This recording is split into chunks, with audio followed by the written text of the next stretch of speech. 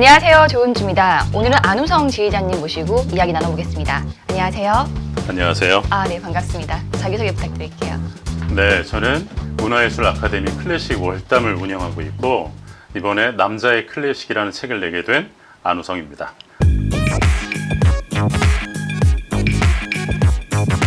네, 보니까 정말 직접 뵈니까 되게 온화한 카리스마가 되게 느껴지는 거예요. 감사합니다. 네, 요즘 정말 사회적인 분위기도 좀 굳어 있고, 네. 네, 특히 40대 중년 남성들의 감성이 좀 많이 좀 메말라 있다 이런 말들이 많은데요.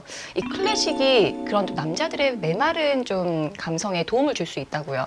보통 남자들은 네. 특별한 감정 수업을 지금 교육받고 자라게 되는 것 같아요. 그러니까 학교 네. 들어가기 아주 오래전부터 이미 남자는 죽을 때까지 딱 3번만 오는 거야 라든가 네네. 아니면 조금 더 자라서는 야 남자가 그렇게 가벼워서 어디다 쓰니 남자는 좀 무거운 맛이 있어야지 뭐 이런 얘기도 듣게 네. 되고요. 그리고 또 군대에 가서도 웃지 마. 너 기분 좋아? 너 지금 기분 나쁜 거야? 그러니까 자기의 긍정적이든 부정적이든 감정 표현을 하는 게 좋지 않다고 교육을 받게 되는 것 같아요. 그러면은 좀 더 남자들은 막 감정을 좀 억압하게 되고 그렇지 않나요? 그러면? 네. 모든 남자들이 그렇다고 네. 얘기할 수는 없는데 저 같은 경우에는 분명히 그랬던 것 같아요. 네. 그래서 지금 이런 남자들이 클래식 음악을 들어서 지금보다 조금 더 지금 이렇게 좀 차가워진 가슴에 조금 온기를 더 해주고 네. 좀 이렇게 경직된 사회잖아요. 네. 그리고 이렇게 같이 경직된 이 감정에 마음에 조금 누그러뜨릴 수 있었으면 참 좋을 것 같아요. 그러면 저희가 이렇게 매번 접하게 되는 네. 흉흉한 뉴스들 있잖아요. 네. 무슨 갑질 문제라든가 네. 감정 문제, 뭐 감정 노동 이런 데서 오는 여러 가지 문제들이 아마 좀 많이 해소될 수 있지 않을까 이런 네. 생각을 하게 됩니다. 네. 아무래도 지금 또 클래식이 또 일반인들한테 좀 친숙하게 다가갈 수 있도록 여러 가지 좀 다양한 활동들을 하고 계신데 또 최근에는 또 책도 또 출간을 하셨더라고요. 네. 네. 이게 어떤 책인지 그리고 왜 내게 되셨는지 궁금합니다. 저는 클래식 음악이 굉장히 좋거든요. 네. 그런데 대부분의 좀 많이 지금까지 접해보지 못하셨던 분들은 클래식은 좀 어렵다라는 어려워요. 선입견을 네. 그리고 네. 좀 친해는 지고 싶은데 뭐부터 드려야 될지 모르겠어서 네. 진짜 어떻게 시작해야 될지 몰라서 네. 접근을 못하는 분들이 굉장히 많았던 것 같아요. 그래서 제가 한국에 들어와서 많은 분들을 좀 만나보고 보편적으로 이 정도의 작곡가 이 정도의 작품들을 소개시켜드리면 이것들이 좀 종자씨가 돼서 네. 더 많이 나중에 찾아 듣게 되시고 음악을 통해서 많은 영감을 얻을 수 있겠다 하는 내용들로 책을 좀 꾸려봤습니다. 네. 그리고 혹시 남자들의 어떤 감정 치유에 좀 더 도움이 되는 그 클래식 음악이 좀 따로 있나요? 뭔가요? 책 제목 때문에 그런 질문을 종종 받기도 하는데 네. 사실 남자를 위한 클래식이 따로 있다라고 얘기하기는 조금 어려울 것 같아요. 그러니까 제가 책에서 남자의 클래식이라고 소개한 건 남자들한테 남자가 전해주는 뭐 남자의 진심 혹은 남자의 클래식 이야기 또 이렇게 바꿔서 생각을 해보면 남자가 여성에게 들려주는 네. 클래식 이야기 이 정도 내용이 될 수 있을 것 같아요. 그러니까 여자들이 봐도 다 좀 도움이 되는 건 거죠? 물론이죠. 지휘자님은 좀 감정 그런 표현에 좀 솔직한 편이신가요? 어떠세요? 아무래도 네. 음악하는 사람이고 예술하는 사람이다 보니까 보통 분들보다 조금 더 감정을 잘 표현하겠죠. 근데 지금 이유가 따로 있어요. 제가 네. 아주 성격이 쾌활하거나 외향적인 사람은 아니에요, 사실. 은근 또 소심한 면도 있고 네. 내성적인 면도 네. 있어요. 근데 감정 표현을 잘 하려고 하는 이유는 네.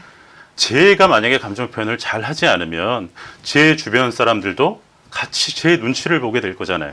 그럼 다 같이 경직되고. 네. 그래서 저부터라도 먼저 좀 제 마음을 좀 남들한테 먼저 드러내 보이고 감정을 솔직하게 표현하려고 노력하는 편입니다. 사실 클래식 하면은 뭔가 좀 딱딱하고 좀 어렵다라는 선입견이 있잖아요. 네. 그래서 좀 사실 이건 저한테 해당되는 거기도 한데요. 네. 좀 관심이 있는데 뭐부터 어떻게 시작해야 될지 잘 모르겠어요. 이럴 때 약간 좀 초보들의 어떤 클래식 감상법이 따로 있을까요? 우선 클래식의 음악에 어려운 음악은 따로 없는 것 같아요. 그건 클래식만이 아니라 네. 다른 팝이나 힙합이나 모든 음악도 저는 취향만이 존재한다고 생각해요. 그리고 결국에 취향도 정해져 있고 고정되어 있는 게 아니라 얼마든지 확장시키고 넓힐 수 있죠. 그리고 취향은 넓을수록 좋은 거 아닌가요? 네. 그리고 그 취향은 네. 내가 익숙한가 익숙하지 않은가에서 오는 것 같아요. 그러니까 저도 지금 기자님 처음 뵀지만 네. 한 번 더 보고 두 번째 보고 세 번째 네. 보면 지금보다 훨씬 더 익숙하고 반갑다고 생각을 하게 될 거예요. 네. 제가 추천드리는 가장 좋은 방법은 클래식 하는 친구를 사귀는 거예요. 네. 만약에 클래식 하는 친구가 주변에 없다고 하시면 네. 뭐 아주 간단하게 유튜브에 플레이 버튼을 누르셔도 되고요. 자동차 안에서 클래식 채널의 주파수를 맞추게 되면 자신만의 아주 훌륭한 큰 공연장을 갖게 되는 거죠. 혹시 지휘자님이 그럼 언제부터 이렇게 좀 클래식 관심을 갖기 시작하셨나요? 저희 아버님께서 네. 굉장한 클래식 매니아셨어요. 아, 그래서 주말 아침만 되면 네. 항상 일어나기 전부터 클래식 음악을 틀어놓으시고 네. 그래서 저한테는 숙제가 하나 있었는데 일요일날 아침에 하는 재밌는 만화 한 편을 보려면 아버지가 틀어주시는 클래식 음악 작품을 듣고 제목을 맞춰야 되는 거예요. 물론 지금 네. 생각하면 반강제적이었고 유쾌하지는 않았지만 어떻게 보면 그때 네. 음악을 들었던 경험이 네. 지금에 들어와서 제가 더 폭넓게 음악을 들을 수 있게 되고 심지어 직업으로 할 수 있게까지 된 가장 좋은 계기가 된 것 같아요. 그 이탈리아와 독일에서 유학을 하셨잖아요. 유학 생활은 어떠셨나요? 한국 음대하고 독일 음대는 수업 분위기가 전혀 달라요. 그래요? 한국은 네. 개인 레슨을 들어가면 열심히 노래하거나 이렇게 아주 혼신의 힘을 다해서 연주를 하게 되면 선생님이 오케이 사인을 주세요. 그래서 통과하면 통과할 때까지 계속 연습하고 반복하는 형식이죠. 네. 근데 독일은 분위기가 완전히 달랐어요. 네. 그러니까 1시간 레슨 시간이라고 한다면 한 30분, 절반 정도는 선생님하고 대화하는 시간이에요. 너 아까 이런 부분 연주했는데 너 왜 그렇게 한 거야? 그러니까 한편으로 보면 제가 지금 표현하고자 하는 표현 의지나 감정에 대한 당위성에 대해서 설명해야 되는 거였어요. 그러니까 표현해야 되는 사람이니까 제가 뭘 표현해야 되는지 왜 이렇게 표현해야 되는지 잘 알아야 하죠. 네. 그리고 그런 대화를 통해서 아주 크게 배운 것들이 있는데 네. 결국 내가 내 감정을 솔직하게 표현하는 건 상대방의 감정을 더 깊게 들여다보고 더 깊게 이해하는 일이라는 걸 깨닫게 됐습니다. 혹시 그 유학하는 동안에 좀 기억에 굉장히 남았거나 인상 깊었던 에피소드가 있을까요? 유학은 아니고 유학 이제 다 마치고 나서 네. 제가 뮌헨에 있는 바이에르시 슈타츠오퍼라는 극장, 그러니까 뮌헨 국립오페라단에서 일을 할 때였는데 네. 저는 그때 극장에서 완전히 말단 솔리스트였어요. 그래서 좀 휴일날 조그만 분장실에 들어가서 피아노가 있는 방에 가서 연습을 했어요. 그때 잠깐 좀 한숨 돌리려고 나와서 쉬고 이제 다시 돌아왔는데 누가 제 방에서 연습하고 있는 거예요. 근데 보통 그러면 안 되거든요. 피아노에 이제 제 악보도 펼쳐져 있었고 가방도 있었는데 그래서 어떤 사람이 도대체 여기서 연습하는 거야 하고 이렇게 귀를 좀 대고 들여다봤더니 오페라의 황제라고 불리우는 플라시도 도밍고였어요. 그러니까 저는 너무너무 네. 흥분이 되는 순간이어서 네. 밖에서 문으로 새어나오는 소리만 들려도 굉장히 영광스럽더라고요. 근데 이분이 어떤 연습을 하셨냐면 네. 도레미파솔파미레도 이것만 30분을 하신 거예요. 저는 대가가 목을 풀거나 연습을 하면 어떤 특별한 비기라도 있을 줄 알고 저 훔쳐서 나중에 한번 나도 네. 써먹어야 돼도 생각을 했었는데 네. 전혀 특별한 게 없었어요.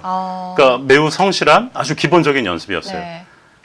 그래서 갑자기 문이 열리고 저하고 이제 맞닥뜨리게 된 거예요. 근데 보통의 상황이었으면 스토커로 오해받기 딱 좋은 상황이었어요.